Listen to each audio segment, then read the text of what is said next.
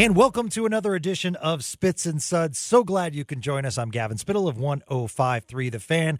Always great when Mike Heika, the senior staff writer for DallasStars.com, can hop on and give his expertise. If you don't know, we love to talk about it on Spits and Suds. Mike is the senior staff writer, not just for the Stars, but of the NHL, and he joins us now. How are you, sir? I'm doing good. That does not mean I'm calling out your age. That means I'm pumping your tires as far as experience.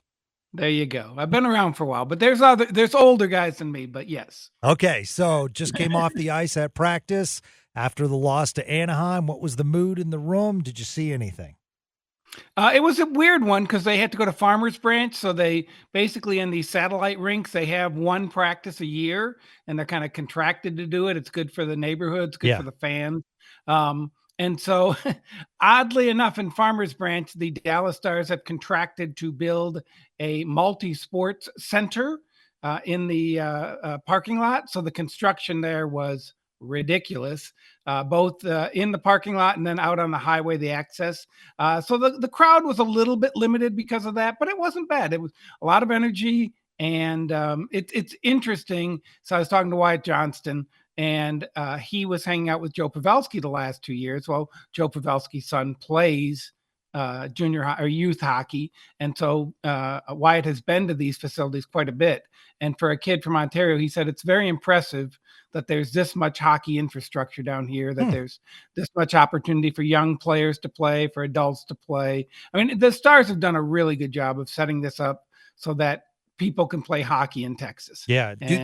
Does the team take a bus, or do they just get in their cars and meet? I think it was a little of both. Okay. I think a bus goes down there, but if you wanted to drive as a player, I don't know where you live, but let's say you live in Highland Park or whatever, I don't know. But I think it was a little of both. That's cool. That's cool. All right. The Jason Robertson talk. Love the player. Everyone wants him to succeed. Are we maybe, I don't want to say like hiding an injury, but still getting over the injury as far as his slow production thus far?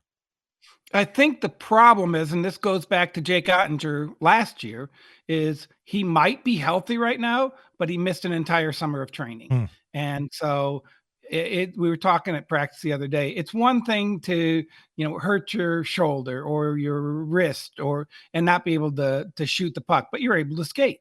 Well, he had a cyst in a bone in his foot that was removed, and he was not able to skate for, I don't know how long it was, 8 weeks maybe. And so that can slow your summer down quite a bit. So yeah, I think that's part of the situation. And then part of the other situation is they lost Joe Pavelski. Yeah. You look at the Duchesne, Marchment, Sagan line, and it just falls together boom, boom, there it is, chemistry. Yeah. And every time they go out there, there's chemistry. Well, that's how it used to be for Robertson, hence Pavelski. Well, now Pavelski's gone. And so you do wonder how much chemistry has been lost, and then how do you find the new chemistry? They tried Wyatt Johnston last night. Obviously, Dadonoff's been up there before. They tried Maverick Bourque for a little bit. So it's just a search party right now to find the right person for that. And they even moved Jason down to the fourth line, which was an interesting decision. And a lot of people read that as a demotion or a slap in the face. I think that Pete's just trying to find the right chemistry. It is funny. I compare it to a Rubik's cube or whatever. You really are out there going like, oh, this line, no, this right. line, do these colors fit together? And that's what he's doing right now. I think Jason was the one guy to move down because he's been a little bit frustrated, and because you can move left wings around. But I don't think it was a demotion. Yeah, I don't think so either, especially when DeBoer himself mentioned that the fourth line was one of the better lines last night. Right, so, exactly. Yeah, absolutely. They've been great all season with a lot of opportunities. So, I think just hockey's changed, and you've seen it better than anyone, Mike, as far as like fourth line production. It's no longer like the guys going out to, fight or there's still that in the league, but it's just completely different. I'm guessing you have to get creative on your questions regarding the power play. So, it's funny, honest and truly, we ignore it too much.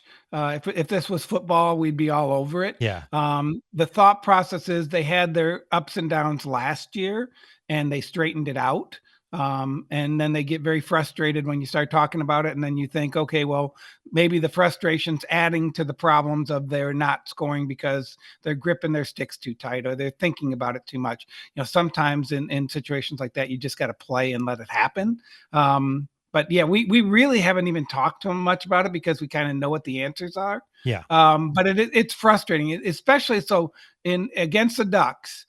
You're basically controlling the game for much of the second period and early in the third period, and then they score a power play goal, and you're just like, really? Like they had gotten no chances whatsoever. Right. They get one chance on the power play, they score. The Stars get a breakaway, hit the pipe. The Stars get a breakaway, hit the pipe. The Stars get a power play, can't do anything. So at times like that, it really does shine a spotlight on how frustrating the power play is right now. Yeah, I mean, parity's huge in the NHL, and Anaheim is an up-and-coming team. San Jose playing good hockey this year as well, and we'll see them tomorrow night. One of the fascinating things for Stars fans is that, last night we saw a great young goalie for Anaheim, and the San Jose Sharks make the news. Yaroslav Askarov, the hot prospect in hockey, traded from Nashville to San Jose. So it's an interesting scenario for Stars fans because San Jose is going to be in a back-to-back situation. Dallas tomorrow night, followed by St. Louis. One would think Askarov will make his NHL debut in one of them. Correct. And I like it. So you guys know who Tom Holy is, former director Yes. of public relations. Yeah.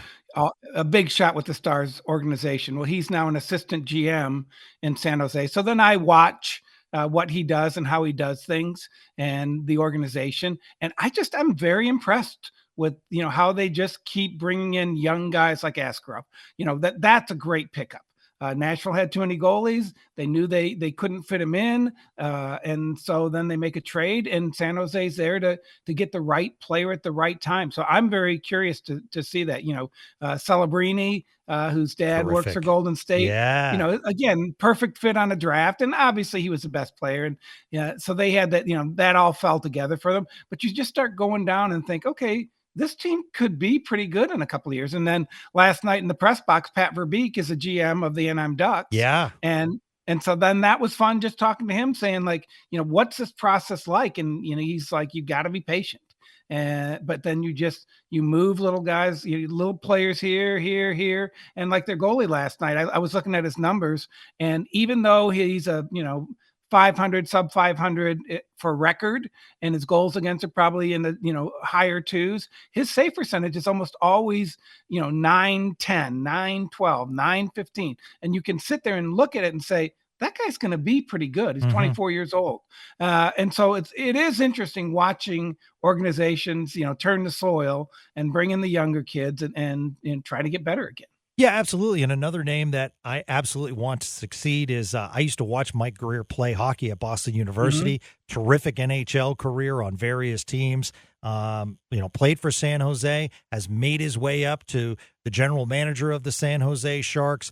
And I think people have to realize the Greer family lineage as far as personnel, with his brother as the GM of the Miami Dolphins, and then his father, Bobby, instrumental with Bill Parcells for those Patriots teams, and was a longtime personnel director, first with the Patriots and the Texans. So it's a fascinating lineage. We talk about players like the Kachucks and the brothers, and then, Dad Keith with a wonderful NHL career. We really don't see the GM lineage, so to speak, and we're seeing it here.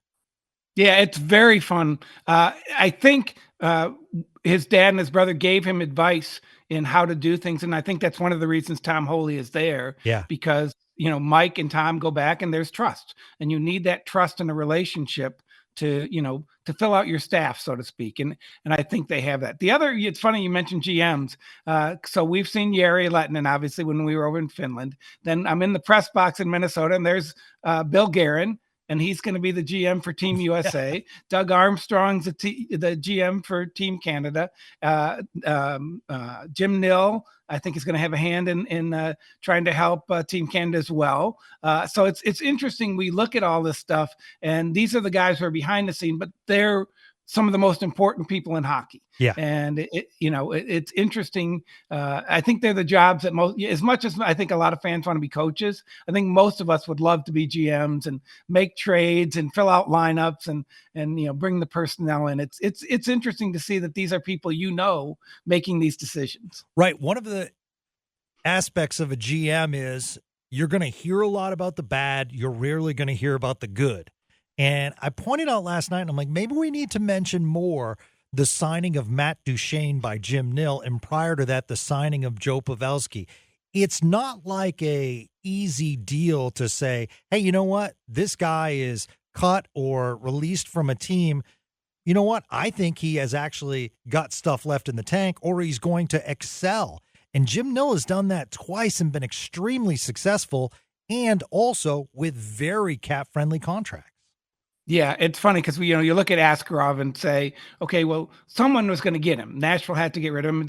But then if yours is smart enough one to see ahead and say, this is going to happen, the fact that Duchene hadn't won was a huge draw to get him here and to keep him under a cap-friendly contract because he's getting his money already from Nashville or whoever. And then what he wants right now is he wants to win.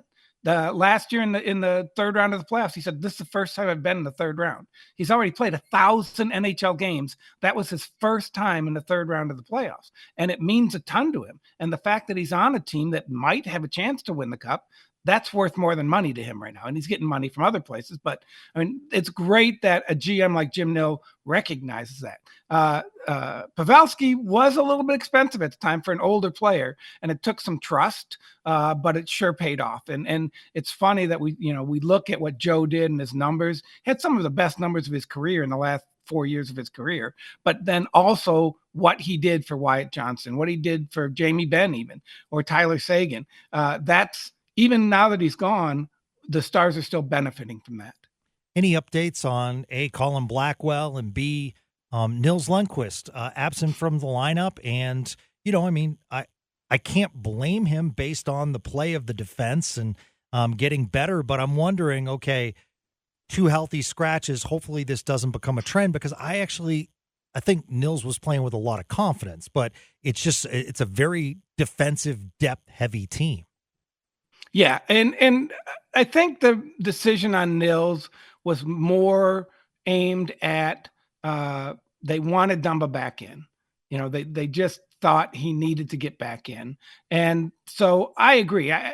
Nils didn't, quote unquote, earn a healthy scratch. Right. It was just circumstantial. If I'm guessing, I think he's back in. I think they put him in for Smith in the next game.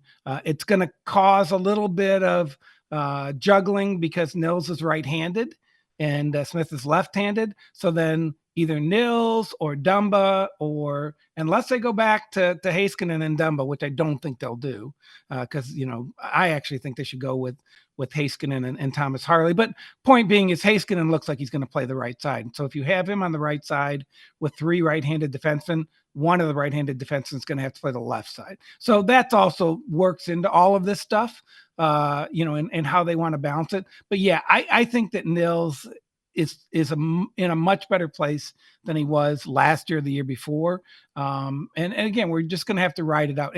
The defense it's somebody asked me the other day, what do you think? And I said, I'm confused. Because if you look at it and you try and work it out on paper, it is hard because they went and tried to get the 3 right-handed defensemen with the thought being that they can move Heiskanen to the left side, but none of the 3 right-handed defensemen look like a guy who can play beside Miro Heiskanen. S has been good there. I think Harley's probably the best choice. But if you're going to do that, then now you've got 3 right-handed defensemen and only 2 spots on the right side. So that's confusing in my mind. And then the other part that's confusing is Liam Bichsel is playing pretty well in the AHL. Well, yeah. And you look at Thomas Harley, or you look at some of these guys last year, Logan Stankoven, where they're really good for 40 or 50 games. And then you're like, it might be time to call him up. And I could really see that path for Liam Bichsel in 40 games, 50 games into the AHL season, you might be going like, we need this guy on our roster. And if you got him, now you have 8 defensemen. Now, do you have to move somebody? Is Nils the guy you move? Is it somebody else? Or do you just scratch somebody? And I hate it to be Nils. You almost think, okay, well, these 50 games are also a tryout for those guys, those 7, to see, who might have to sit down if Bischel's that good. And I think Lyubushkin deserves some credit. Mike, I saw you interviewing him the other night, and I was really impressed because I hadn't really heard Lyubushkin in interviews, and it made me kind of do a deep dive in his career. And yes, he's been on various teams, but he's only been in this country for 6 years. And right. I didn't really realize that. It wasn't like he came through the minors like Gurianov, wanted to come up through and get an English tutor. I mean, this guy went from playing in the KHL straight over into the NHL. So, I just kind of took a step back and I'm like, wow, adapting to English, adapting to a new city, adapting to paying your bill. There's just a lot involved that sometimes we forget about because we just concentrate on ice. It's interesting too. So I work with all these guys, and you look at somebody from Sweden and they adapt to English very well. You look at Finland, it's a little bit harder, but they do the best they can. Well, if you look at the United States, it's a huge country. We don't need to learn another language. Yeah. I don't know another language, right? Every place I go, they speak English. So it's fine. Well, if you look at Russia, it's a huge country. And they don't really need to learn another language if they don't have to. Now, when he comes over here, obviously that makes it a little bit harder. But if you come over here as an older player, that also compounds it. He was funny because he goes, can't you find, before we even started interviewing, he said, can't you find somebody who speaks English? And we're like, you do just fine. And I actually thought he had some really good little answers. Just in one sentence form about what the team needs to do and how things are being played and how you have to adjust to your role on the defense. And then on the ice, I think he's been very good. He totally downplayed that pass off the boards to Sam Steele, but that was a thing of beauty. Yeah. And they needed it at that time because, again, just like last night, they are a hard scoring team at times. They get great opportunities, they get great chances, and they don't always finish. And so when you get a play like that creates a scoring play, it's a big deal in whatever that was, a 3-1 game. Yeah, absolutely. Okay, so I brought up on Saturday night in the post show because the Minnesota Wild were wearing the North Star colors. And I didn't realize of all the feedback after what I thought was one of their better wins of the season. I believe it was the first win against a team with a winning record. And obviously in division, a team ahead of you, and it's Minnesota. But that was the feedback that I got because I contend, Mike, that the North Star logo should be worn. And I think somehow Dallas, Minnesota, along with the league, works it out. With all your years with this organization, has that ever come up? Yes, on many occasions. I believe that early in the process, before there was a Minnesota Wild, the Stars investigated, could they wear the North Stars colors, jersey, whatever. And the league said they would think about it. And basically, I think Jim Lights said, why do we want to bring the Minnesota history and say, here's this history from Minnesota when we are trying to forge a Texas history? So then the Minnesota Wild come in, the Stars have kind of given the old colors the Heisman, and now the league technically owns the colors, the marks, the jerseys. They make decisions on that. Like, so the Dallas Stars do not own the Minnesota North Stars. Okay, great jersey. Point. And so the league gets to decide what they want to do with it. Now, clearly in Carolina, because no team has gone back to Hartford, they use the Hartford Whalers jerseys, and the league says, hey, that's cute. That's a good idea. Well, Minnesota says, our fans love these colors. This is what they grew up with for 20 years, and that we would like to bring them back. And the league said, fine, let's have Minnesota use those old colors, basically saying they're the property of the fans of Minnesota more than anything else. Yeah. And that makes sense to me. I mean, because like I said, they have the Dallas Stars have never worn those colors. Right. So if you're a Dallas Stars fan, you can look back and say, hey, I bought a North Stars jersey because I thought it was cool. But the Dallas Stars have never won. Now Mike Modano's won them, or whoever, or Craig Ludwig. I don't actually know if he wore the North Stars, but it is an interesting battle of back and forth. And then it also goes to the fact that I think that Minnesota still hates Dallas for quote unquote stealing their team, which they didn't, Dallas didn't steal it. And then I think the Dallas fans are mad at Minnesota for stealing their jerseys, which they didn't. But again, it's just a perceived of, I hate Minnesota. No, I hate Texas. And, it's part of sports. It's good stuff. I just think if it was worn once or twice, merchandise sales would just rocket. On the Minnesota side, probably not the Dallas side. That would probably end the Dallas side. But at the same time, the other point, Mike, is that, I'm a big history buff when it comes to sports. And I just feel like, and you've, heard and covered many of these names, but, Bobby Smith, Dino Ciccarelli, Brian Bellows. I mean, then you have your Ludwig and Modano and Neil Broughton, who's up in the rafters. And I just wonder if you went to the AAC and said, okay, tell me about Neil Broughton. I don't think people would realize like his influence on American hockey, Mr. Minnesota, and kind of what he did as far as the 1980 USA Olympic team. When I spoke to Michael Ruzioni, he said Neil Broughton was massive for the team. Not talked about, but massive. Yeah. And it is, the history of these players is fantastic. Yeah. And each one is different. But they're in the Stars record book. And that's why it's confusing, I think, for the fans, because Neil Broughton's numbers up in the rafters. And, Bobby Smith holds a lot of the single season scoring records. So they were like, well, who are these guys? And why do we care about them so much? But I'll tell you what, in the last 30 years, professional sports is a strange thing, because who are the Winnipeg Jets? Oh, what? They're the Atlanta Thrashers. Yeah. What does that mean? Who are the Calgary Flames? Oh, look, they're the Atlanta Flames. Oh, well, how are these teams in Atlanta? Now they're all in Canada. It's just really confusing. Who are the Utah hockey team? Well, they were the Winnipeg Jets, but then they became the, Arizona, the Phoenix Coyotes, then the Arizona Coyotes. So it's just confusing as to who owns what and what fans are affiliated with what.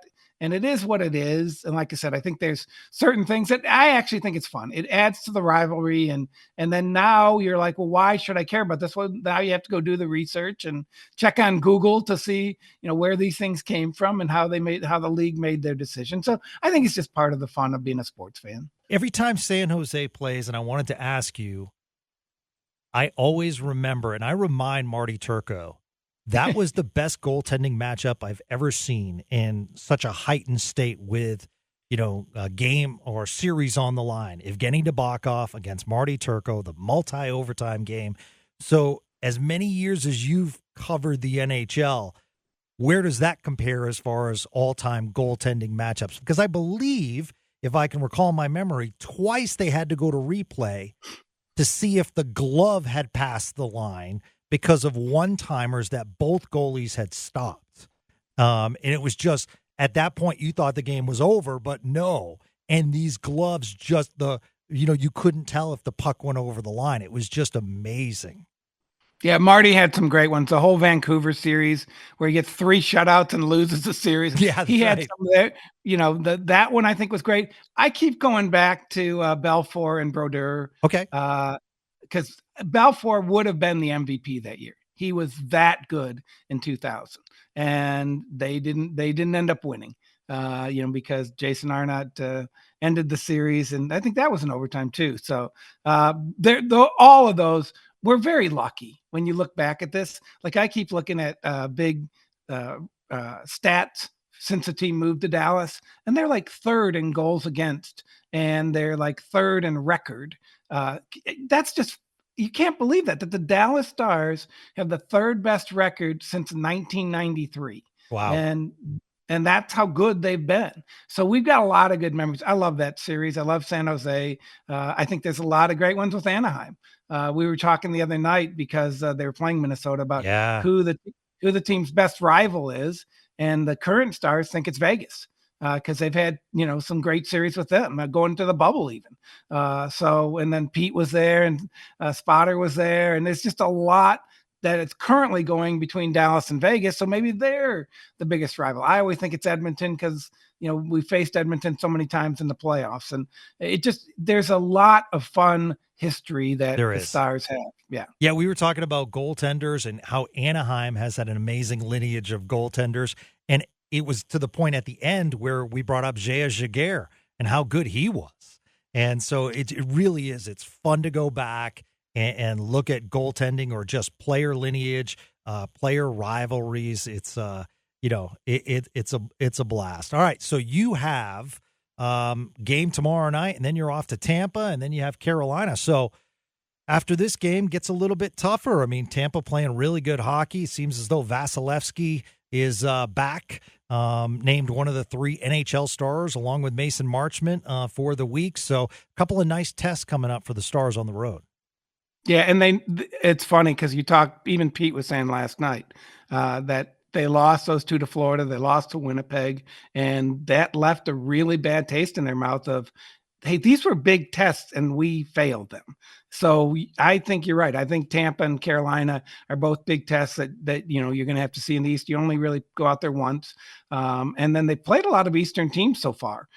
So I think it'll be interesting to see if they're plugged in to that. And then the other thing is Jake. Just can he come up and win some of these battles and show Team USA that maybe he's, the first or second best goalie in their option for the 4 nations. Load management is tough. it's understandable, but it's tough, Mike. When your goaltender's playing so well and playing at the tops, toward the league, and then you're like, oh, another night off for Ottinger. But it makes sense. Yeah. I think it's like, at least the NHL isn't the NBA, where if you come up and you're not load managing, Jamie Benn or Tyler Seguin, a little bit of Tyler Seguin, but if you pay your money, you want to see these guys. And so many of the NHL players play all 82 games, but it is hard. Goaltenders used to play 60. Now they're, 50 to 45. And that's just the way that, again, load management, and can they be at their best in the playoffs? The great podcast is called Podman Rush. I don't know if you've talked about Razor's various wardrobes this year, but the Victory Plus is looking really, really good on Razor. Really like what he's wearing, and we need to see Mike Heika on Victory Plus. So we need to bring back Ask Heika. It needs to be maybe in between periods or something like that, but I loved Ask Heika during the preseason. It was a fun thing to do. Again, I think the fans are the biggest part of that. They ask good questions. I got on the pregame show with last home game, not this one, but the one before that. So hopefully they'll ask me back again. I would love to do it. Nice. Well, the great podcast is Podman Rush, wherever your favorite podcasts are found. Also available on Odyssey. It's Podman Rush, and it's with Mike Heika and Daryl Razor Ray, and he's also the senior staff writer for your Dallas Stars. Always a pleasure, sir. Thank you so much for giving us an update on practice, and we will catch up with you soon. Fingers crossed we see Askarov tomorrow night. That would be fun. Thanks, Kevin. Yep. And that's going to do it for another edition of Spits and Suds. Thank you so much for listening, following, and supporting us. We'll be back with another episode soon right here on 105.3 The Fan. Have a great day, everyone.